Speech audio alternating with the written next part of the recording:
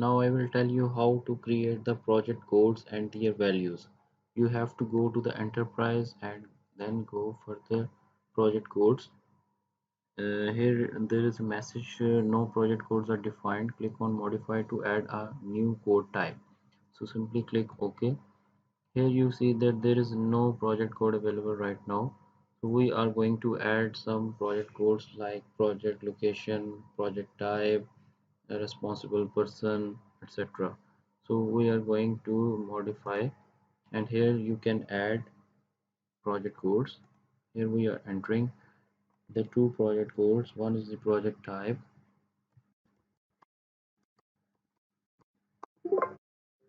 You can use the shortcut key as an insert. Both of the project codes have been defined, project type and location. Now we have to give the project type and location as values. So simply close it. Now you can see what project codes have been defined can be listed here. So simply click on location, then press the add button. Here you can define the locations. You can segregate your projects location wise. So I am writing here two locations.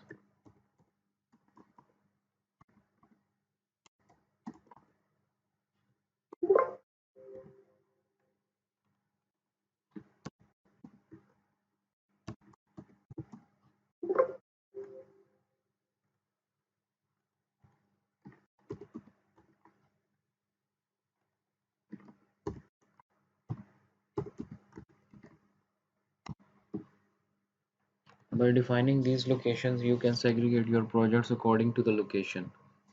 Now we are using another project code, that is project type.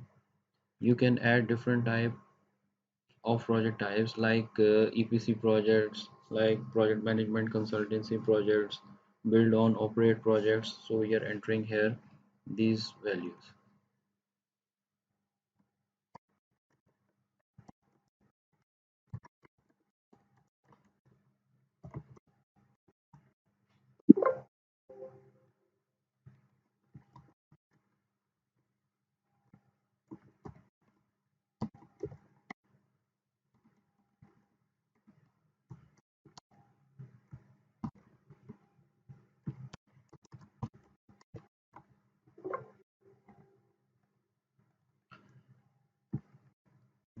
If you want to shift from the code value to the code description, you can simply use the tab button. It will shift to the other cell.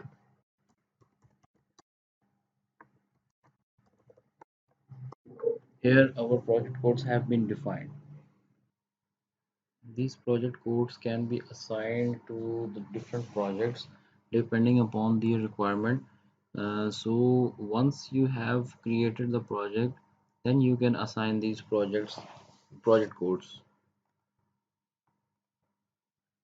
Now I will tell you how to create the global and project calendars. Go to the enterprise menu and then calendars option. Here you can see at the top three types of calendars you can define: global, resource, and project.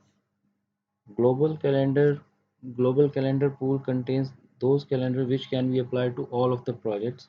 Resource calendar pool can be applied to each resource. If we want to define a separate calendar for resource like crane, like welding inspector, etc., you can create that calendar here. Then coming to the project calendar. Project calendar pool can be a separate pool of calendars for each project. We can create and assign calendars to each activity and each resource. These calendars define the working hours in each calendar day. We can specify the national holidays, organizational holidays, working and non-working holidays, etc. So now we are going to create a new calendar. So we can see a list of existing calendars. So we are going to create a new one. So on the right side you can see this add button. Press this add button. You have to choose one of the calendar because you have to create a new calendar, so you have to take some calendar as a base. So I am going to select 7 days work week as a new calendar. All the properties of this calendar will be copied to the new calendar. We have to modify according to our requirement. Suppose we are here to make two calendars. One is head office calendar because our project will be an EPC project.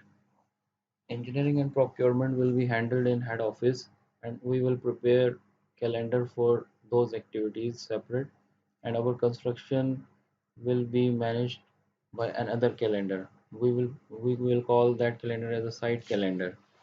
So you can create different type of calendars for each for one project. After defining the calendar name, go to the modify button. Here you can see this window. Here you can see the calendar calendar days. The most important thing is you have to change the time periods. You have to specify the working hours according to the user requirement.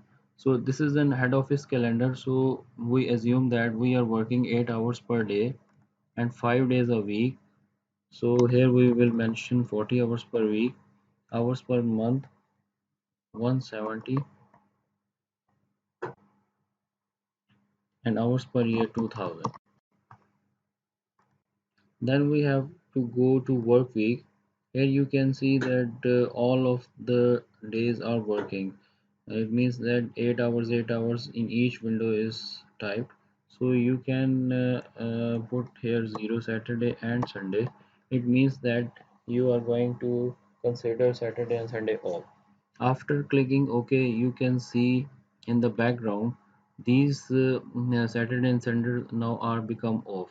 This color is showing that these days are off. Now if you want to add some gazetted holidays, I will tell you how to do this. So we are going to add the Christmas holidays. So we will simply select this date and press as a non-work.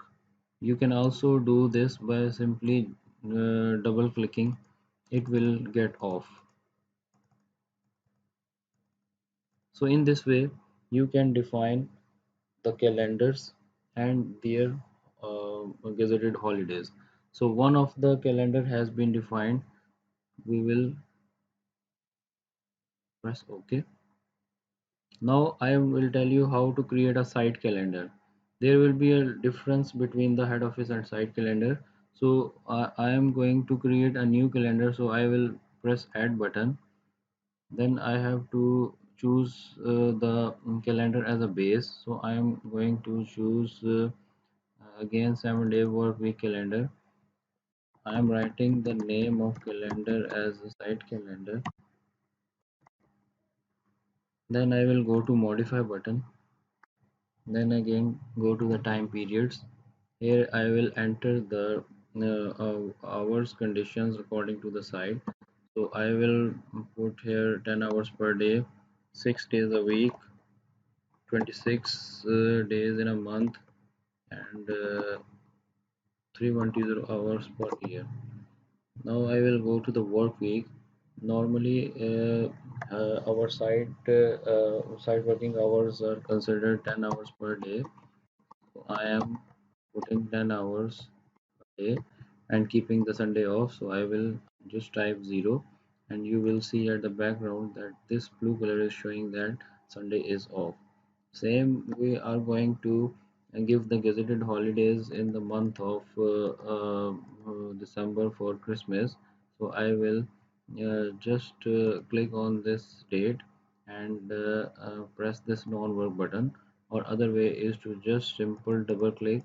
It will get off, and you can see at the top here work hours per day, it will automatically become 0. If you click on other button, this is showing that 10 hours per day is planned according to our requirement. So this is very important. The calendar should be very accurate because the schedule will be our dates will be based on these calendars. Now we are going to define a project. There are two ways to define a project. One is just go to the file menu and click new. Here a wizard will be open. So you have to define that in which EPS you are going to define a project. There are three different EPS are prepared: manufacturing, plant construction, and building construction. We have to decide which kind of project we are dealing with, so it will be defined in that EPS. Suppose we are going to define a building construction project, so we will select an EPS of building construction. Then I will press next button. You can see here the project ID. Project ID is unique. You can type any ID. So I am just putting here ID as TR01.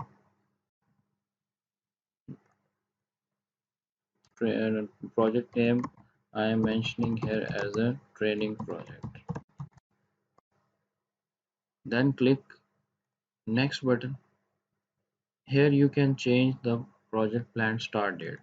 So I am just considering that our project is going to be start on 1st May 2019. There is an option of must finish by. You can specify the must finish by date as well, but leave it is as blank. No problem. The Primavera will automatically calculate the project finish date by using the forward pass and backward pass. Then click next button. Here you see that who is the responsible manager for this project. So you know that this project was defined in the building construction projects EPS. So there will be a PM who will be responsible for managing the building construction projects. So I will go to the building construction OBS, and here I will find PM building project. So I will simply select this PM as a responsible person for this project. Then click next, next, finish. Congratulations, your project has been defined. Now you can see your project under the building construction EPS.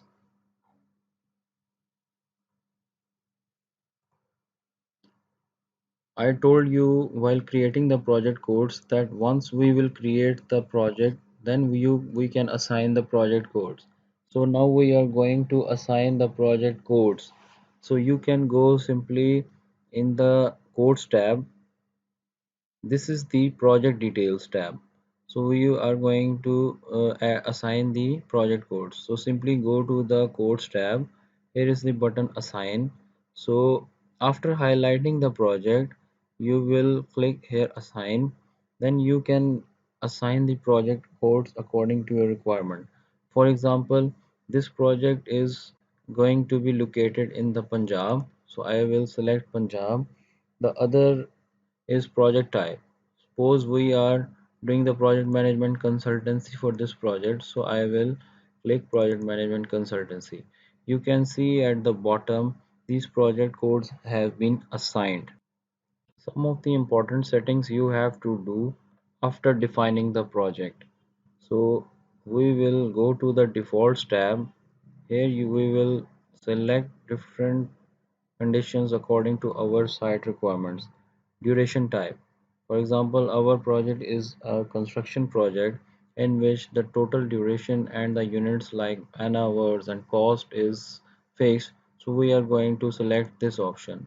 There are other options as well, but here we are going to use the fixed duration and units.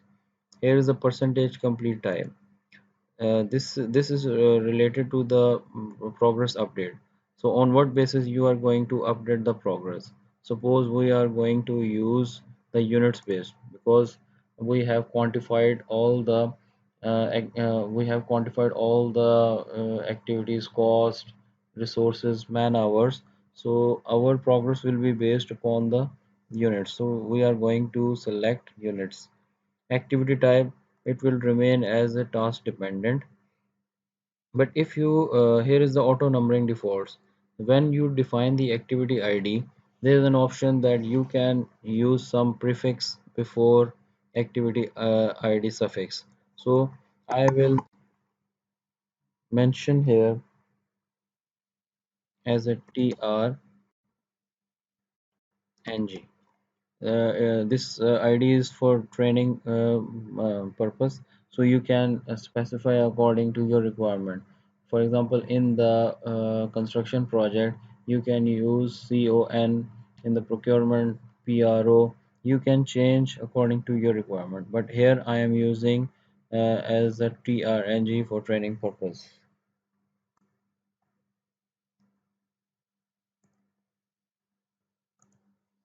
Now I will go to the dates tab. Here you can see that project plan start date, it was given by us 1 May 2019. The data date is showing the current date. So I am going to put data date as 1st of May as well, because our baseline data date should be matched with the project start date. Then coming to the settings tab, there is nothing to change here. Then we will go to the calculations tab. Here are some of the settings we have to consider before going further into the project details. Like you have to uncheck this one, recalculate actual units and cost when duration percentage complete changes. Here is an option, activity percentage complete based on activity steps. If we are going to use the percentage complete type as a physical, in which you can use different kind of items, you can divide activity into different steps. For example, you have an activity of rebar fixing. You can divide this activity rebar fixing in different steps, like shifting of rebar from the store to the rebar yard, cut and bend, then shifting to the side. Normally, when you shift the steel after cutting and bending to the side, there is some percentage associated with these activities. So, if you want to update the progress on the basis of these steps, you have to specify the steps against each activity. In this way you can define you can add the progress. So this option is only valid for the physical type of percentage complete. We are going to discuss some other information in the project details tab. Here is the general button. Here you can see the project ID, project name. So project ID and project name can also be changed from here. There is an option of changing the project name and ID from here as well. It is very user-friendly software. It can be easily modified. Here you can see the status, active, inactive, planned, what if. It can be changed according to the project status. The responsible manager you can change from here as well. If you have assigned a wrong project manager, you can click on this button and see the drop down list, and you can select the respective responsible manager. This is the list which the same list which we have created in the OBS. Then coming to the next tab, notebook. Here you can add the important information regarding the project, like important notes, kickoff meeting notes, etc. You can put here as a reference. Then there is a budget log. Here you can define the original budget, current budget, and the proposed budget. And at the bottom you can see this is the budget change log. You can put the change log information here as well. Then we are going to in the next tab, that is spending plan. The month wise spending plan you can also define here. Then we are going in the budget summary tab. Here you can see the total available budget, total current budget, unallocated, allocated, whatever the variance between the current and the revised budget, you can put it here. Then coming to the dates tab again, just information again, I want to share that these two dates should be remain as same, because this is the baseline schedule we are going to prepare. So at the start these both dates remain same. Then there is an option of funding. You can add the funding source as well here, from where you are getting the funds. Codes tab has already been discussed. Defaults tab has also been discussed. Resources tab will remain as it is.